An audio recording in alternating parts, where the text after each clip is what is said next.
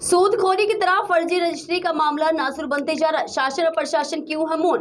उत्तर प्रदेश के जनपद बलिया में चोरी का फर्जी रजिस्ट्री का मामला नासुर बनता जा रहा। आए दिन एक दूसरे की जमीन को फर्जी रूप से रजिस्ट्री करवाने की शिकायत की जनसंख्या बढ़ती जा रही है। रजिस्ट्री अधिकारी की मिलीभगत से आए दिन भूमाफिया को फर्जी कार्य के आधार पर दूसरे की जमीन की रजिस्ट्री करवाने का मामला सामने आ रहा है। ऊंची जमीन और पैसे के बल पर गलत काम को भी सही करवा दिया जाता है। शासन और प्रशासन का बिल्कुल नहीं है डर। भूमाफियों के चक्कर लगाने को मजबूर है लोग। बता दें कि सदर कोतवाली की गांधी आश्रम निवासी वती देवी ने सीजीएम कोर्ट की आवेदन देकर 2 दर्जन लोगों को गैंग बनाकर फर्जी कर्ज के सहारे भूमि रजिस्ट्री करवाने का आरोप लगाया है। उन्होंने संबंधित आरोपियों पर कानूनी कार्रवाई और मोहर लगवाए।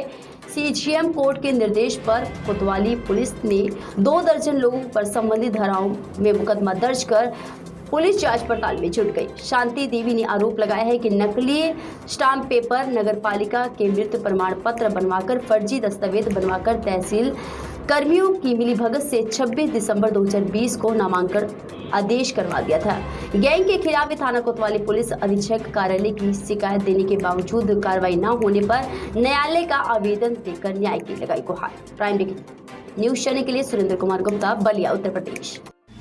जी, मेरा नाम कृष्ण कुमार मिश्र, मैं निवासी भृगु आश्रम निकट डाकघर बलिया से। क्या मामला है?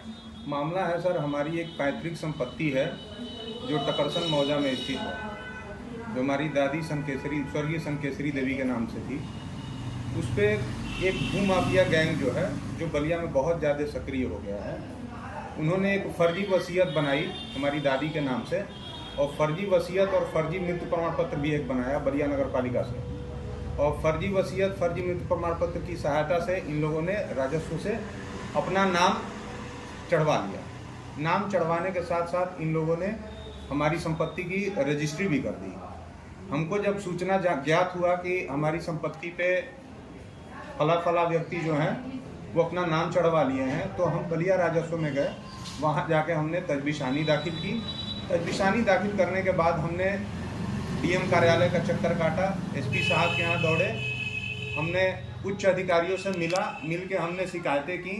शिकायतों के पश्चात उच्च अधिकारियों ने ये कहा कि आप, चूँकि ये मामला राजस्व का है, तो आप चले जाइए न्यायालय। हम न्यायालय गए। न्यायालय से 156(3) के थ्रू हमने एक एफआईआर पंजीकृत करवाई। हमारी एफआईआर 12 मई 2023 को हुई और अभी तक कुछ न्याय नहीं मिला। हम लोग दर दर भटके, हर जगह आवेदन दिया हम लोगों ने, कोई न्याय नहीं मिला हम लोगों को अभी तक। जमीन कितनी थी? लगभग 4 बीघे जमीन है हमारी। तो क्या आपके पास क्या सबूत थे? वो फर्जी वाला क्या आ गया किस तरह? क्योंकि उसमें हम जब गए राजस्व में, उसमें जो वसीयत लगी हुई थी और जो मृत्यु प्रमाण पत्र जिसके आधार पर उन्होंने नाम चढ़वाया, हाँ। उस वसीयत पंजीकृत दिखा रहा है वाराणसी में। और हम जाके वाराणसी जब जाके आवेदन दिया हमने उप निबंधक कार्यालय में, तो वहाँ से हमको प्राप्त हुई है कि ये जो वसीयत दिखाई जा रही है, ये वसीयत फर्जी है, ये वाराणसी उप निबंधक कार्यालय से नहीं बनी है। और मृत्यु प्रमाण पत्र वो उन लोगों ने दिखाया कि नगर पालिका बलिया से बनी हुई है। इसका हमने जब प्रमाण लिया तो वो भी पता चला, हमको प्रमाणित करके मिला कि ऐसी कोई मृत्यु प्रमाण पत्र बलिया नगर पालिका से नहीं बनी है। कौन कौन लोग हैं इसमें? मुख्य तो है रॉबिन सिंह, जो टकरसन के मूल निवासी हैं, पुत्र स्वर्गीय राजकुमार सिंह। और ये पूरे पूर्वांचल में ये गैंग सक्रिय है और समुद्री देवी के नाम से वसीयत बनवाता है ये। जी, तो क्या अभी दिक्कत हो रही है? आप क्या चाहते हैं? तो मतलब राजस्व का कार्यालय में कुछ हो ही नहीं रहा है। पिछले 6 महीने से कुछ नहीं चल रहा है। तजबीशानी किए हुए भी 7 महीने 8 महीने हो गए। ना नायब तहसीलदार साहब बैठ रहे हैं, ना तहसीलदार साहब बैठ रहे हैं। और राजस्व की ही मिलीभगत से ये सारा खेला हो रहा है। क्योंकि राजस्व अगर सही समय से चलता, हमारी वहाँ तजबीशानी हमने दाखिल की, हमने रजिस्ट्रेशन किया, हमने आपत्ति दाखिल की, अभी तक कोई सुनवाई नहीं हुई। वहाँ कोई बैठ ही नहीं रहा है। जी, तो आपकी क्या मांगे हैं? क्या ये सरकार से क्या चाहते हैं? हम यही चाह रहे हैं कि जैसे ये सरकार कह रही है कि हम मजलूम पीड़ित सबका निस्तारण कर रहे हैं, जो समस्याएं हो रही हैं, तो ये सबसे बड़ी समस्या है तो भू माफियाओं के खिलाफ ही है।